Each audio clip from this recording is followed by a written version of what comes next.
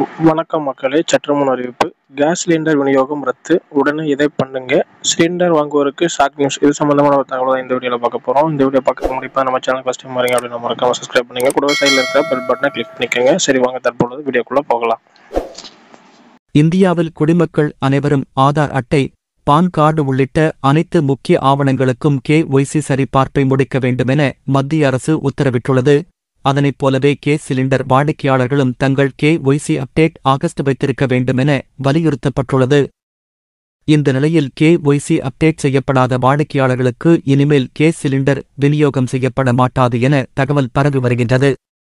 இதுகுறித்து விளக்கம் அளிக்கையில், கேஸ் சிலிண்டர் விநியோகம் ரத்து செய்யப்படாது, சிலிண்டருக்கு வழங்கப்படும் மானியத் தொகை ரத்து செய்வதற்கு வாய்ப்புகள் உள்ளதாக தெரிவிக்கப்பட்டுள்ளது. எனவே KYC சரிபார்ப்பை கேஸ் சிலிண்டர் வாடிக்கையாளர்கள் மேற்கொள்வது நல்லது.